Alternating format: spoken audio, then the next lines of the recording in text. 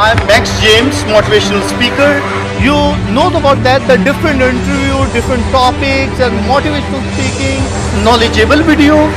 You know, everything you get from our channel. हमारे channel पर आपको बहुत सारी चीजें मिलेंगी. Mostly for the youth, you get all the topic and get from motivation from our channel.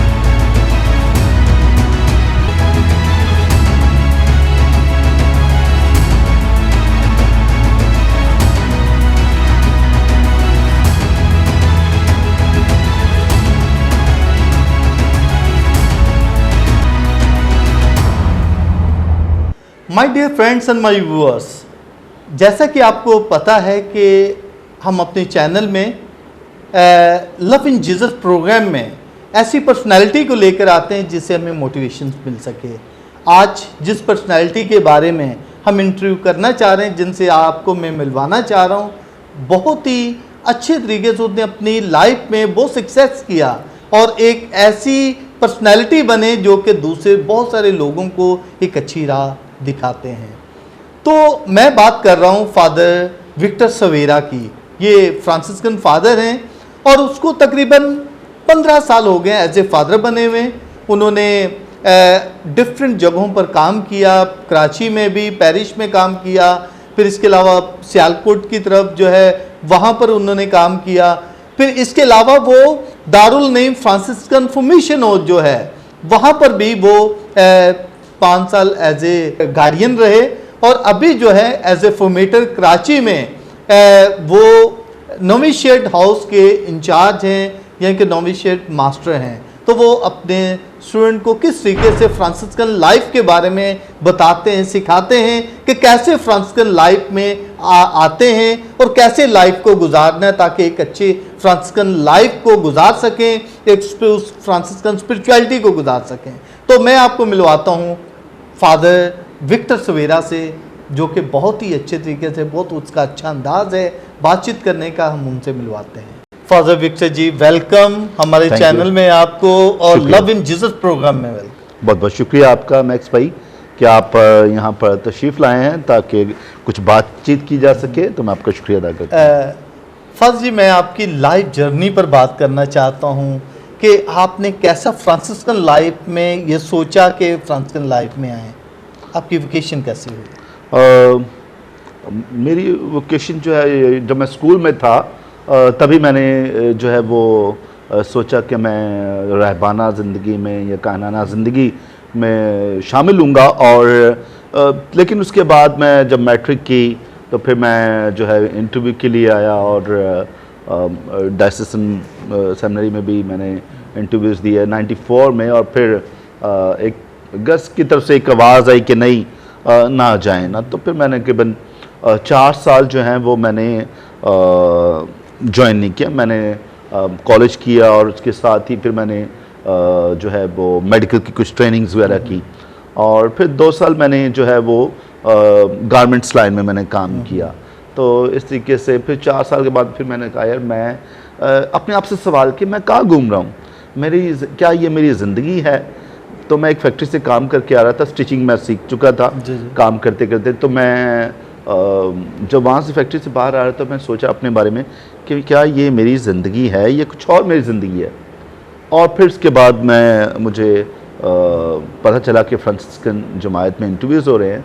तो ये 1998 की बात है। तो अभी बिशप सैमसन साहब जो है हैदराबाद के बिशप हैं, तो उनसे मैं मिला फ्रांसिस्कन हाउस में, तो वो वहाँ पर होते थे और उन्होंने मेरा इंटरव्यू किया और उन्होंने मुझे फ्रांसिस्कन जमायत में कबूल किया। ओके। ये आप बहुत अच्छी आप स्टोरी बता रहे हैं। हमने बहुत कुछ किया, मेडिकल का भी सीखा, स्टिचिंग का भी सीखा और भी डिफरेंट जगहों पर गए, तो आपने बहुत कुछ, आपका एक्सपीरियंस है लाइफ में।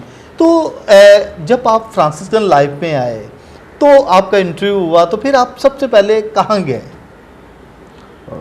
जो इंटरव्यू होने के बाद जो है, जब मैंने घर पे जाकर बताया कि भाई मैं जा रहा हूँ, और उसके बाद फिर मुझे एक डेट मिली कि इस तारीख को आपने जो है वो दारुल इल्म में जाना है लाहौर।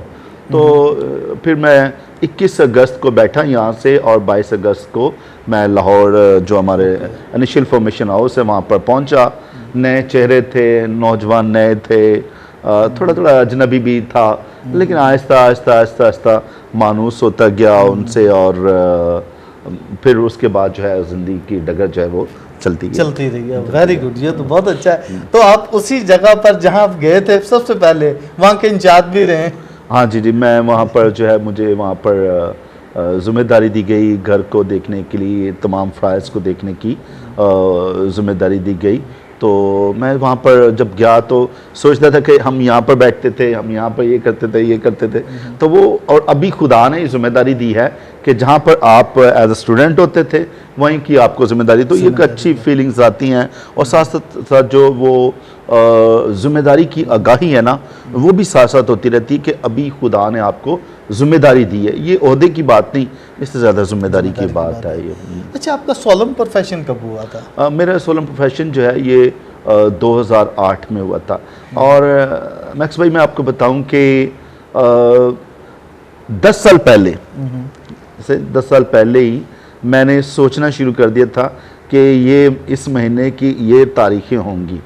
तकरीबन 2008 में मैं 98 से सोचना शुरू किया। अच्छा। कि भाई 2008 में मेरी ऑर्डिनेशन होगी, तकरीबन दिसंबर का महीना होगा, और 8, 9, 10 तारीख के करीब जो आपने सोचा उसी के मुताबिक? जी हाँ, बल्कि उससे एक महीना पहले जो है वो मेरा जो है वो ऑर्डिनेशन हुई, या उससे 3 महीने ज़ाहिर बात है वो सोलम होता है, तो वो सोलम जो है मेरा 2008 में 2 अगस्त को हुआ, और फिर 8 नवंबर को जो है मेरी ऑर्डिनेशन हुई कराची में, यहाँ कराची में।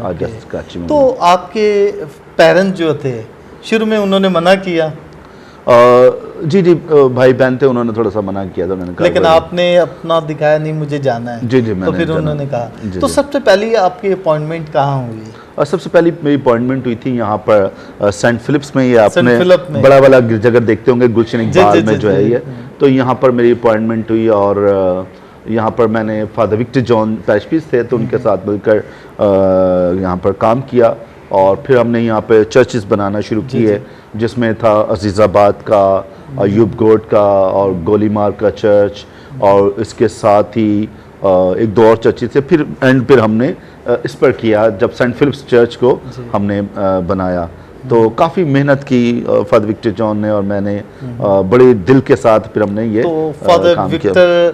आपके साथ थे, आपके पैरिश प्रीस्ट? जी, मेरे पैरिश प्रीस्ट थे वो। अच्छा, तो इसका मतलब फादर विक्टर के साथ तो बहुत ही आपका नज़दीकी का। हाँ जी जी, इन दिनों में भी वो छुट्टी पर आए हुए हैं, तो और जब भी उनको मौका मिलता है वो मेरे पास आते हैं। सही है। और वो आकर बैठते हैं, घंटे घंटे हम गपशप लगाते हैं, बातचीत करते हैं, तो ये एक अच्छी फीलिंग्स वो आती हैं। ये मेरे उस्ताद थे और आज मेरे साथ बैठे हैं और हम गपशप लगा रहे होते हैं। तो ये होता है कि जब जहाँ पर आप काम कर रहे हैं ना, कोई भी, चाहे आपको छोटे लेवल पर काम है या बड़े लेवल पर काम है, जब आपको जिम्मेदारी किसी की भी जिम्मेदारी में दिया जाता है, आपको ताबेदारी के साथ काम करना। अगर ताबेदारी नहीं है तो आप ज़िंदगी में कामयाब होना मुश्किल हो जाता है। नहीं तो सारी ज़िंदगी एतराज़ात ही रहेंगे, दूसरों के साथ एतराज़ात रहेंगे, मेरे साथ ये हुआ, मेरे साथ वो हुआ, मैंने ये नहीं किया, मैंने वो नहीं किया। अपने आप को मुकम्मल जब ताबेदारी में दे देते हैं ना, तो जैसे फिलिपियों के नाम ख़त में भी है, ऐसे ही है, खुदा यीशु मसीह से हम ताबेदारी सीख सकते हैं कि वो बाप का मुकम्मल ताबेदार था। तो ताबेदार होना जो हमारी ज़िंदगी में कामयाबी अता करता है। अच्छा फौजी, मैंने ये भी, आपने एक ऐसी जगह पर भी काम किया सियालकोट के नज़दीक, वो कौन सी जगह है जहाँ आप पैरिश प्रीस्ट थे? सियालकोट में, डस्का जाम के चीमा में। तो वो सुना है बहुत बड़ी वो पैरिश है वो। हाँ जी जी, वहाँ पर मैं गया था, 2017 में गया था, और मेरा वो एक तरह से बर्थ प्लेस का जो पैरिश है वो भी मेरा वही है, एक तरह से वो है। और मेरा बैप्टिज्म का इंदराज वहाँ पर है। मैं जब मैंने सोलम प्रोफेशन किया तो उसका भी इंदराज वहाँ पर मौजूद है। जी जी। तो ये मेरे बड़ा फ़ख्र था कि मैं जाम के में जब गया हूँ। और वहाँ पर करीबन 227 गांव हैं इस पैरिश के अंदर, और बड़ी कम्युनिटी है, अच्छी कम्युनिटी है। एंड मुझे वहाँ पे काम करते हुए बहुत मज़ा आया। जब वहाँ पर काम कर रहा था तो उस काम के दौरान मैंने जो लाहौर से काम शुरू किया था उसको मैंने जारी रखा। मिसाल के तौर पर जब मैं लाहौर में था तो सेमिनरी के या हमारी इंफॉर्मेशन टीम के साथ काम करने के साथ साथ मैं इंटरफेथ में इन्वॉल्व हो गया। सो बैनुल मज़ाहिब में तो मुख्तलिफ मौलाना हजरात के साथ उठना बैठना, बातचीत, प्रोग्राम ऑर्गेनाइज करना, और ये मैंने फिर जामके में जारी रखा। फिर इस पूरे सियालकोट में एक तरह से काफ़ी अच्छी जो मौलाना हजरात थे, मुस्लिम भाई थे, हिंदू या सिख थे, उनसे अच्छी मेरा रब्ता हुआ। और फिर कभी कभी एक दफ़ा ये भी हुआ कि माह रमज़ान था और अर्ली मॉर्निंग 4 बजे उन्होंने मुझे बुलाया। एक शादी में प्रोग्राम था कि फादर जी आपने लाजमन प्रोग्राम में आना है। तो वहाँ पर मैं सुबह 4 बजे पहुँचता। कभी मिलाद का प्रोग्राम होता तो वहाँ पर मुझे दावत दे देते कि भाई आपने यहाँ पर स्कूल में इंटरफेथ में हाँ जी बहुत आपने काम किया। इसके साथ ही फिर मैंने वहाँ पर काम शुरू किया, वो था इक्यूमेनिकल का, मतलब मुख्तलिफ कलीसियाओं को, डिनोमिनेशंस को इकट्ठा करना और उनके साथ काम करना। फिर मैंने ये भी वहाँ पर काम किया। इसके साथ पैरिश के हवाले से देखें तो बताना चाहूँगा, पैरिश में मतलब मुख्तलिफ ग्रुप्स फॉर्म किए। करीबन मैंने 450 जो लश्कर मरियम या मरीम की बेटियां हैं उनकी तश्कील की, उनको बनाया और उनको जिम्मेदारियां दी। और इससे पैरिश मेरा और ज़्यादा जो वो जान के पैरिश था ग्रो होना शुरू हो गया। और इसके साथ ही फिर मैंने वहाँ पर ऑल्टर सर्विस को जो है वो परवान चढ़ाया, सेमिनार्स। फिर एक मैंने एक अच्छा प्रोग्राम शुरू किया, वो था गीतों का प्रोग्राम। वो था वॉइस ऑफ सियालकोट के नाम से था। तो पूरे सियालकोट को मैं वो आपके प्रोग्राम देखता था, बहुत अच्छे तरीके से कोई ना कोई प्रोग्राम होता रहा। एक्टिविटी आपके दौर में काफ़ी हुई है, काफ़ी वहाँ पे हुई है। गीतों के प्रोग्राम्स होते थे। फिर इसके साथ ही मैंने वहाँ पर देखा कि चर्चेस कुछ बनाने की ज़रूरत है, तो फिर मैंने चर्चेस बनाने शुरू किए। 6 साल के अंदर मैंने करीबन 32 चर्चों में काम किया। अच्छा। और इसमें से 22 चर्च मैंने मुकम्मल किए। तो और 22 चर्चों की ब्लेसिंग जो है वो करके आए। अभी 10 चर्च थे, एक और चर्च शुरू करना था जिसको हम पिछले हफ्ते उन्होंने आगाज़ किया। तो इस तरीके से मतलब काफ़ी काम जो है काफ़ी आपने जो है बहुत अच्छे तरीके से उस पैरिश को आपने ग्रो किया। जी बिल्कुल। एक जी हाँ, एक ख़ास ग्रुप मैंने बनाया वहाँ पर।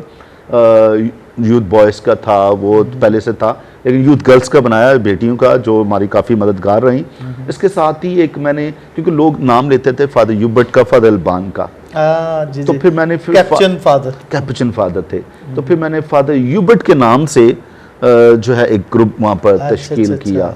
तो क्योंकि वो हमेशा फादर यूबर्ट की बात करते थे, तो मैंने कहा क्यों नहीं आप ये जाने कि आप चाहे 60s में हो, चाहे 70 आपकी एज है, आप ये देखें फादर यूबर्ट यहाँ पे मौजूद है और आप काम कर रहे हैं। तो मैंने देखा कि 65 साल 70 साल के बुजुर्ग जो हैं वो नौजवानों की तरह काम करना शुरू हो गए। बड़ी बड़ी दरियाँ उठाना, सफाई करना, हफ्ते की शाम को आना या जुम्मे की शाम को आना, 3-3 घंटे, चाहे सख्त सर्दी है या गर्मी है, वो परवाह नहीं करते थे, वो काम करते। तो इस तरीके से ये काम वहाँ पर अच्छा है। इसके साथ ही फिर मैंने काम शुरू किया अपना ये यूट्यूब पर चैनल भी खोला, सवेरा टीवी चैनल खोला मैंने।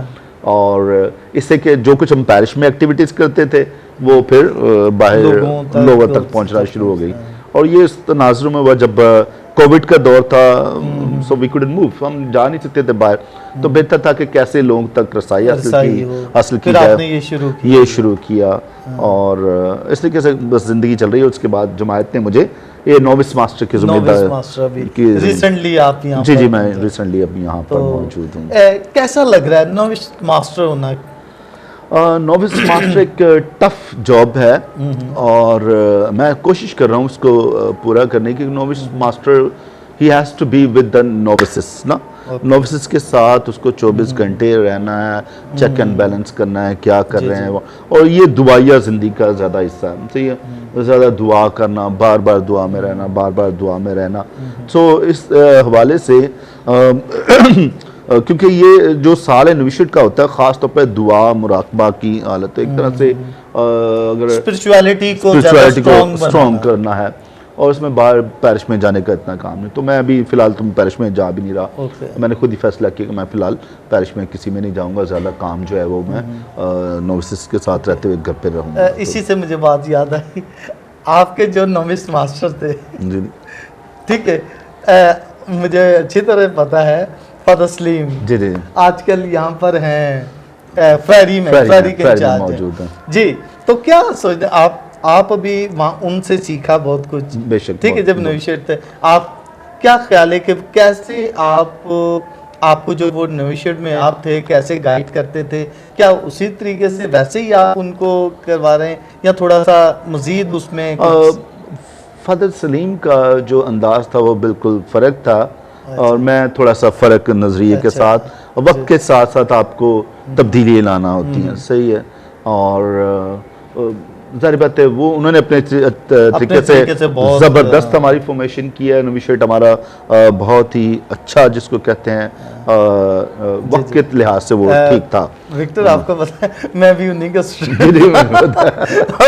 उनसे बहुत कुछ सीखा भी, और अभी मैं कहता हूँ कि जिस फॉर्म में जिस जगह पर हूँ उनकी बहुत हाथ है ब्रेक क्लिफर्ड का उनका, तो मैं समझता हूँ कि हाँ जी, मेरी मुलाकात अक्सर हम कभी कभी बाहर जाते हैं खाने के लिए, दोनों बातचीत करते हैं, गपशप लगाते हैं, और अच्छी हमारी गपशप होती है। लेकिन ज़ाहिर बात है हम नज़रियात का कभी कभी फ़र्क होता है ना, सो मेरा नज़रिया थोड़ा फॉर्मेशन के हवाले से फ़र्क है कि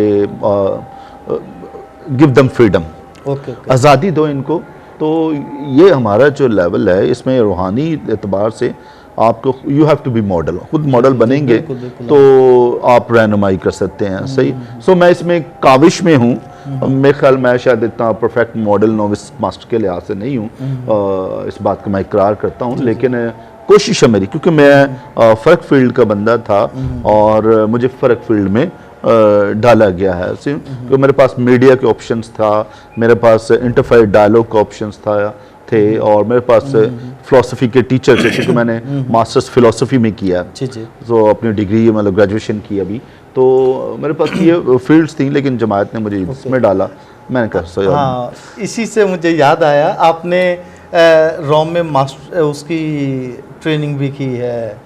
नहीं मैंने रोम में नहीं की, मैंने रोम में नहीं की? नहीं आप गए तो थे रोम में? वैसे रोम में गया हूँ, हाँ जी, 2-3 दफ़ा गया हूँ, अच्छा, लेकिन जो मेरी स्टडीज है नहीं कि आप कभी भी अपनी ज़िंदगी में कंप्लेंट्स का सहारा ना लें, ब्लेम गेम नहीं होना चाहिए। आप जो कुछ मिला है ना उसमें कुछ ना कुछ रास्ता तलाश करें, उसमें कुछ ना कुछ तलाश करें। मिसाल के तौर पर मुझे ऑप्शन अगर स्टडीज़ का नहीं मिला, इट्स ओके, नो प्रॉब्लम, सही है, यहाँ पे तो कर सकते हैं, तो फिर मैंने कराची यूनिवर्सिटी से खुद ही कर दिया। कराची यूनिवर्सिटी से मैंने जो है वो स्टडीज़ करना शुरू कर दी।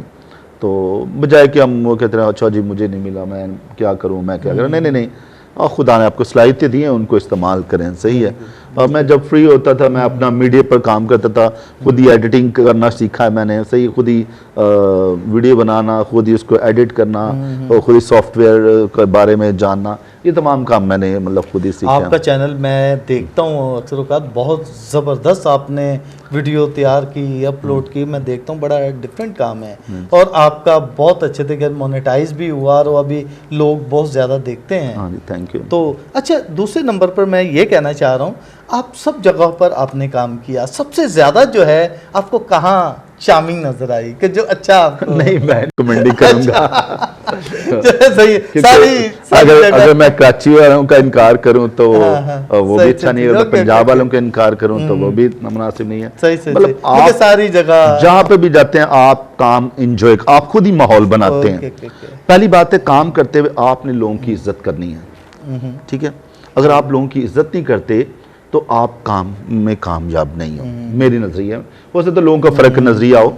अभी वो दौर नहीं है कि अथॉरिटी को मिसयूज़ नहीं करना चाहिए। जब आपके पास अथॉरिटी दी गई है, जिम्मेदारी दी गई है, तो उसको मिसयूज़ नहीं करना, ठीक है। मिसाल के तौर पर कभी वो दौर था जब काहिन जो मिशनरियों ने आए और वो लोगों के घरों में जाते थे, लोगों को इबादत के लिए बुलाते थे। अगर जी कभी कोई गाँव में होता था, ये सुना होगा बहुत सारी कहानी आप लोगों ने, कि भाई कभी कभी किसी के तंदूर में फादर ने पानी डाल दिया है, किसी के तंदूर चूल्हे को ऐसे देगची गिरा दी। नहीं, अभी वो दौर नहीं है, या किसी नौजवान को आपने मारा उसको चर्च में लेके गए, नहीं, अभी वो दौर नहीं है। सही है, अभी you have to give respect to the persons, right.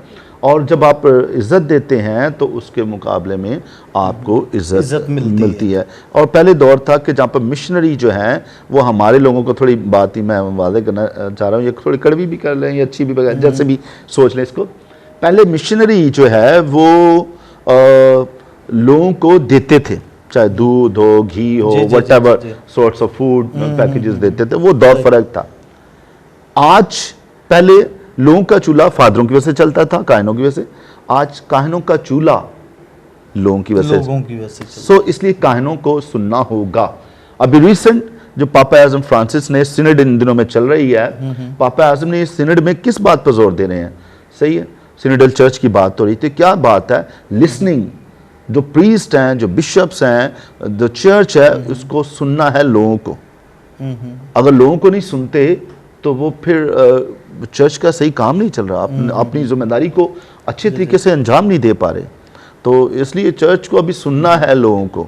सही, चाहे लोग जैसे भी हैं, हमारे हालात की वजह से हैं, गुर्बत की वजह से हैं, और माशी तौर पर हैं, साइकोलॉजिकल उनको हेल्प चाहिए, तो the leadership has, they have to listen to people. फाजी, एक क्वेश्चन, आप हमारी यूथ को क्या मैसेज देना चाहेंगे, जो कि आजकल के दौर में डिजिटल का दौर है, बहुत ही ज़्यादा हर चीज़ उनको मिल रही है, कोई उनको प्रॉब्लम नहीं है, ऐसी ऐसी चीज़ें मिल रही हैं जो कि अभी वो रिलीजियस की तरफ कम आ रहे हैं, अपने चर्च की तरफ कम आ रहे हैं, जैसे फादर या सिस्टर बनने के लिए। क्या उनको ऐसा मैसेज देंगे ताकि वो रिलीजियस की तरफ आएँ? और ये उनको ज़रूरत है, अभी बहुत सारी ज़रूरत है, क्योंकि खुदा यीशु मसीह खुद कहते हैं कि फसल तो बहुत है, मजदूर थोड़े हैं। तो ऐसे फसल के लिए मजदूरों को कैसे लाया जाए? कोई मैसेज यूथ को दें ताकि वो यूथ जो है हमारी आ सके जैसे पहले आती थी। अच्छा जी, मैं समझता हूँ कि अभी भी वोकेशंस बहुत है हमारे पास।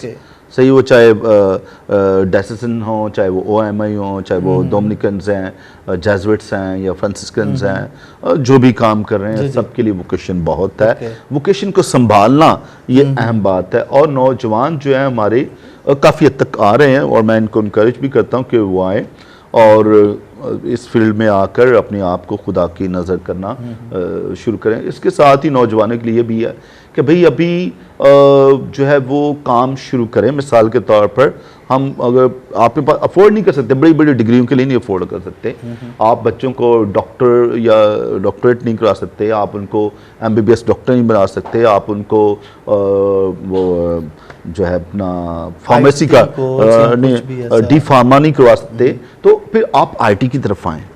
सही, IT की तरफ आएँ। फ्रीलांसिंग कोर्सेज चल रहे हैं, ऑनलाइन कोर्सेज चल रहे हैं, फ्री कोर्सेज चल रहे हैं, और फिर उम्र छोटी में उनको थोड़ा सा इस तरफ डालें, बजाय कि वो हर तरफ टाइम वो से स्वाइप करते रहे मोबाइल को और कुछ हासिल ना करें। तो बेहतर यह है कि बच्चों को चेक एंड बैलेंस भी किया जाए कि हमारे बच्चे क्या देख रहे हैं, क्या नहीं देखते, और उसके साथ ही जो है वो इस चीज़ को जो कुछ ना कुछ हुनर के लिए इस्तेमाल करें। सही, और तरबियत हमें अपने बच्चों की ये करना होगी, नौजवानों की भी। और नौजवान जो है वो, उनको ये अपने बारे में शऊर हासिल करना होगा कि आज के दौर में हम कहाँ पर खड़े हैं और कैसे काम कर रहे हैं। सही, और मैं इनकरेज करता हूँ तमाम नौजवानों को जिनके हाथों में मोबाइल हैं, जो ये वीडियो भी देख रहे हैं, कि भाई आजकल बेशुमार ऐप्स हैं, बहुत सारी चीज़ें हैं यूट्यूब पर फ्री आपको मिलती हैं सीखने के लिए, करने के लिए, आप बहुत कुछ कर सकते हैं। सही, thank you so much my dear friends and my viewers. जैसे कि आपने फादर विक्टर सवेरा की बातें सुनी, बहुत ही अच्छे तरीके से उन्होंने अपनी लाइफ जर्नी के बारे में बताया, कहाँ कहाँ उन्होंने काम किया, कैसे वो फ्रांसिस्कन लाइफ में आए और कैसे कैसे काम कर रहे हैं और अभी कहाँ पर हैं। और अभी जो है उन्होंने एक मैसेज जो दिया यूथ के लिए, वोकेशन के लिए, कि बहुत सारी चीज़ें हैं और कम से कम ये सीखने की जरूरत है, वोकेशन जब आती है और कैसे वो कर सकते हैं। Okay my dear, thank you so much, god bless you. Thank you father ji. Thank you Max, आपका बहुत बहुत शुक्रिया। Thank you.